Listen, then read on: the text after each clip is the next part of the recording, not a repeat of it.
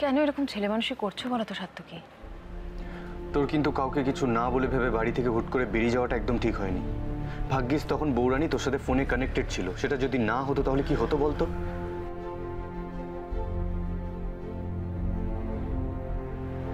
আচ্ছা, তুমি ওরকম ভাবে হঠাৎ করে বেরিয়ে কেন গেলে সাত্তকী? কি ঠিক কি ভুল আমি জানি না, কিন্তু সবকিছু যেন আমার কাছে কিরকম গুলিয়ে যাচ্ছে।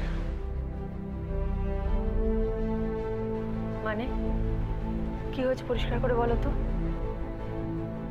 কাল রাতে ছোট মা, আমি এ ঘরেই ছিলাম, হঠাৎ করে ফোন এলো, মাহির ফোন। ও ফোন করে বলল ওর শরীর খারাপ।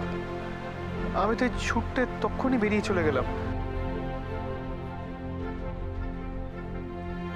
কিন্তু অবাক করা ব্যাপার কি জানো ছোট মা, মাহি নাকি আমাকে ফোনই করেনি।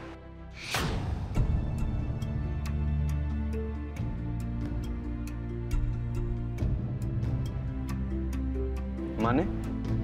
হ্যাঁ ভাই, আমিও মাহিকে ফোন করেছিলাম, ও একই কথা বললো আমাকে। এরকম আবার হয় নাকি?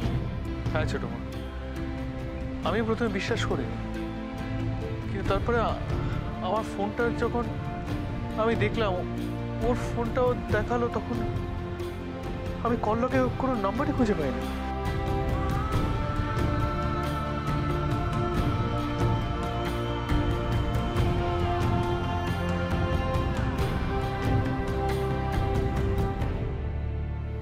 তার মানে এটা সত্যি যে মাহি তোকে ফোন করেনি?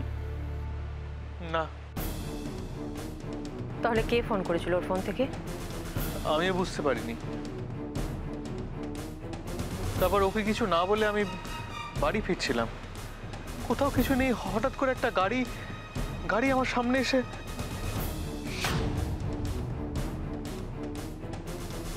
এক সেকেন্ড দাঁড়া, কি বললি তুই? গাড়ি? হ্যাঁ গাড়ি।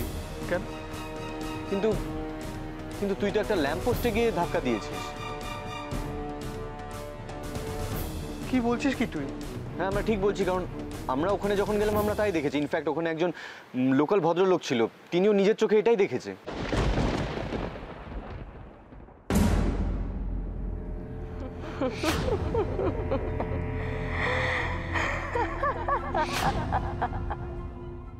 আচ্ছা বেশ, ঠিক আছে, যা হবার তা হয়ে গেছে, আর এগুলো নিয়ে তোমরা আর কথা বাড়িও না। ডক্টর বলেছেন 2-1 দিন রেস্ট নিলে ঠিক হয়ে যাবে, তুমি এখন বরং সেটাই করো।